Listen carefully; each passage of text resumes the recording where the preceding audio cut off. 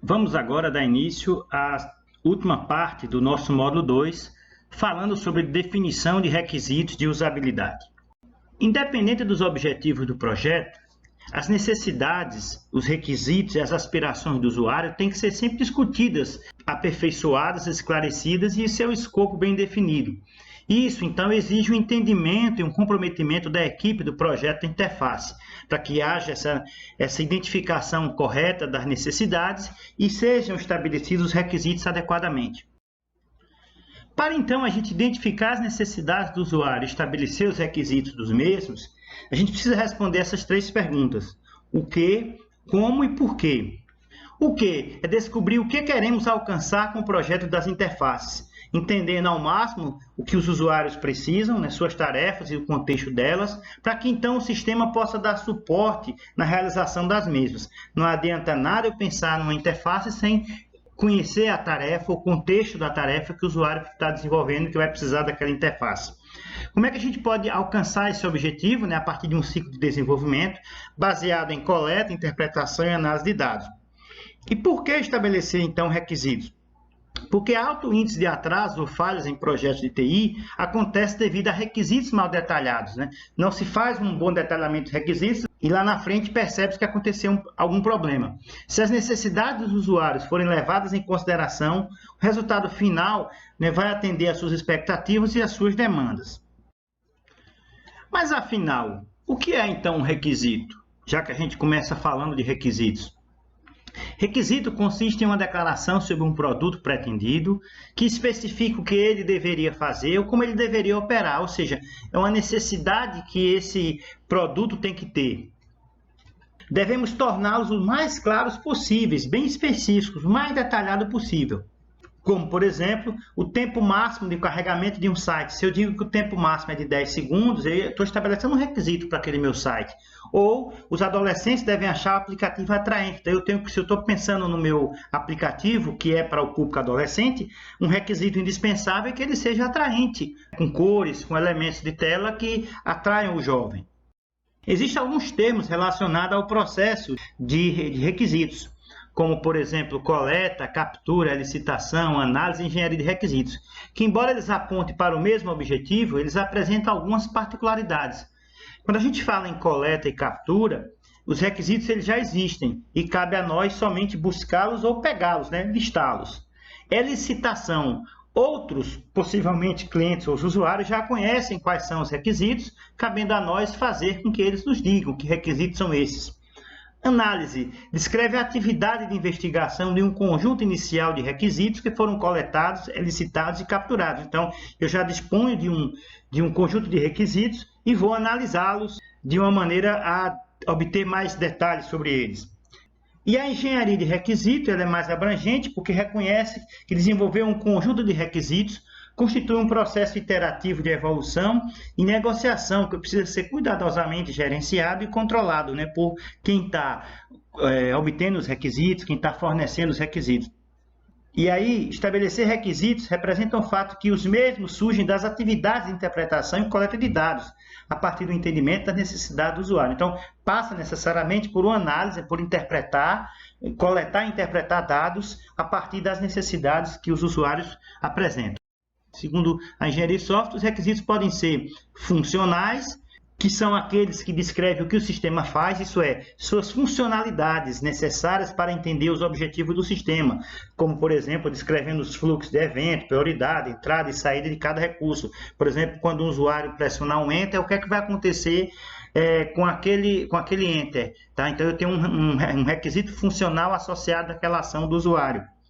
Já os requisitos não funcionais dizem respeito à qualidade do sistema, são qualitativos.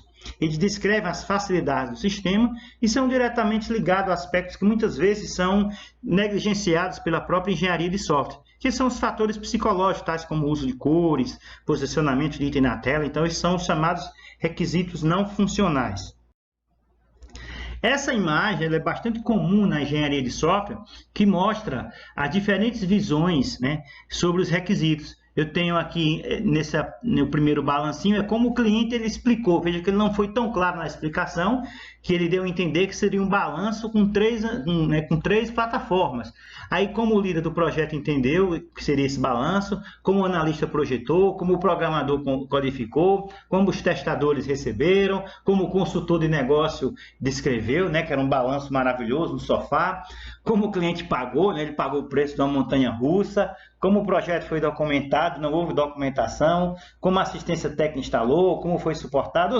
No final, o que realmente o cliente necessitava era um balancinho, um pneu pendurado com uma corda na árvore, tá certo? Então veja como essa questão dos requisitos, não apenas para a engenharia de software, mas para a interface como um todo, é importante essa comunicação, essa clareza no entendimento, você entender o que é que o usuário quer e trocar ideias com ele a todo momento para que não haja ruídos na comunicação e o resultado não seja diferente do esperado.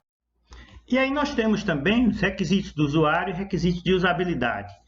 Requisitos do usuário capturam as características de um grupo de usuários pretendido. Por exemplo, o sistema de controle nuclear, ele parte da premissa da necessidade dos usuários serem altamente especializados, são pessoas altamente treinadas, diferentes, por exemplo, de usuários de processador de texto que não precisa ter muito conhecimento.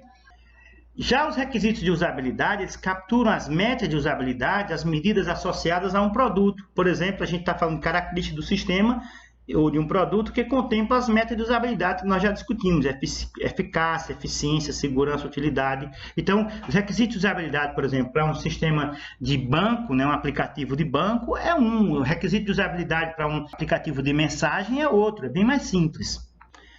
Coleta de dados para identificação de requisitos. Existem diversas formas onde a gente pode reunir informações suficientes, relevantes e apropriadas, de forma que um conjunto de requisitos estável possa ser produzido. Então, nosso objetivo agora é obter requisitos.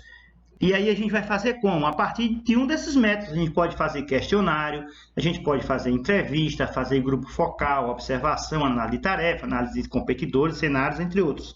Observe que são métodos que são parecidos para o desenvolvimento de uma pesquisa comum, exceto alguns métodos que são mais voltados para a questão dos requisitos de usabilidade, dos requisitos de interface, como análise da tarefa, por exemplo, mas esses métodos como questionário, entrevista, observação, eles se aplicam em processo de obtenção de outros parâmetros de pesquisa também.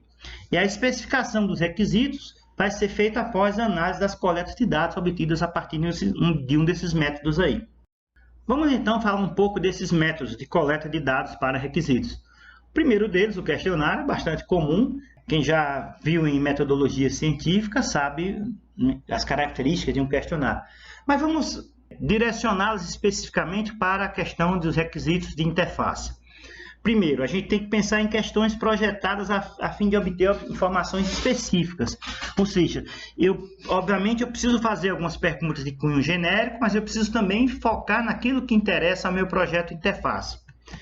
É interessante a gente dispor de diferentes tipos de respostas do tipo sim, não, de múltipla escolha, respostas textuais, vai depender muito daquilo que a gente quer obter. A gente pode usar questionário impresso, via e-mail ou website, um sistema online, é muito comum também a gente aplicar questionário online.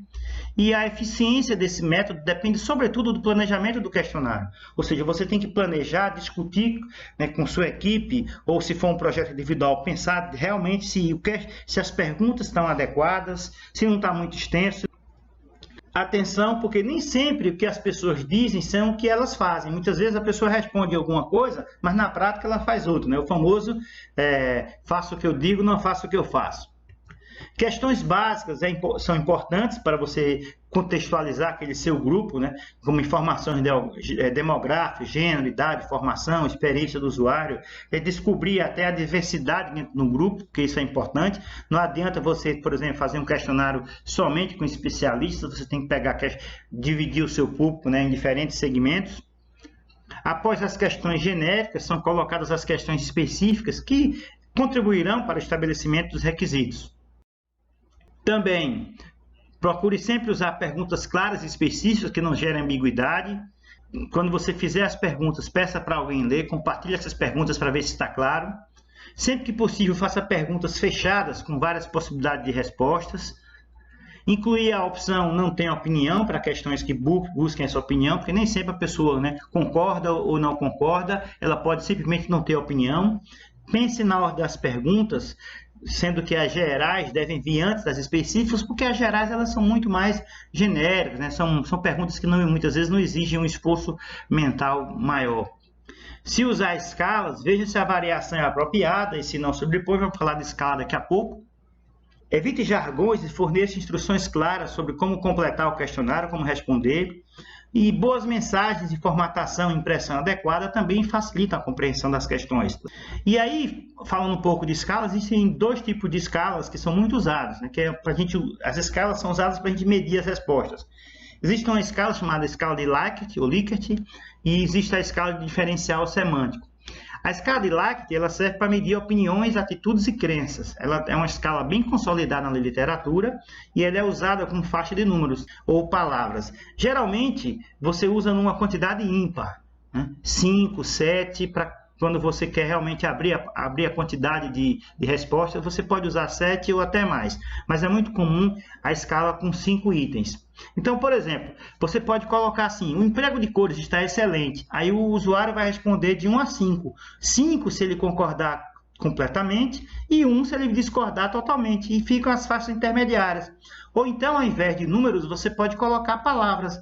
Concordo totalmente, concordo, ok, né? ou tanto faz, né? O neutro, discordo e discordo totalmente. Esse ok aí significa algo como sendo indiferente, como sendo neutro.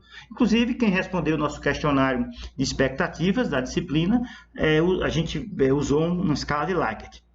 E aí o outro tipo de escala é o diferencial semântico, que explora atitudes bipolares que usam pares de adjetivos nas extremidades. Então, o resultado é a soma dos scores de cada par bipolar. Então, você tem aí atraente, feio, claro, confuso. No caso aí, para descrever a homepage, né? Como está no exemplo. Cada usuário vai marcar um X. Então, para cada linha dessa, ele vai escolher semanticamente o que é que ele acha daquela página, ou da tela, ou a interface do sistema. E aí, no final, a gente tem a soma dos scores. O questionário online ele tem uma utilidade muito grande porque ele é de alto alcance, baixo custo e rapidez, facilita a análise dos dados, eu não preciso tabular muitas vezes, né? Não preciso lançar os dados já estão todos lá, quem usa o Google Forms sabe disso. Facilidade nos ajustes, você precisa corrigir alguma coisa, você corrige e automaticamente já disponibiliza. Você pode produzir uma versão eletrônica livre de erros a partir da versão impressa. Então, por exemplo, se um campo já tiver marcado, automaticamente os outros podem ficar indisponíveis para evitar uma dupla marcação. Você pode testar o questionário em vários navegadores e monitores com resoluções diferentes. Teste no smartphone para ver se fica tudo certinho. Evitar a necessidade de downloads para preenchimento. Ter cuidado com a confidencialidade dos pesquisados, a não ser que seja indispensável você exigir algum tipo de dado, um nome, um CPF, um e-mail, mas geralmente a gente pode usar questionário anônimo e testar com usuários antes de distribuir. Obviamente, se você pede para algumas pessoas testarem o questionário, se está tudo funcionando adequadamente. Com isso, a gente finaliza essa videoaula. Na próxima videoaula, a gente vai dar continuidade aos métodos de coleta de dados para identificação de requisitos. Grande abraço e até a próxima.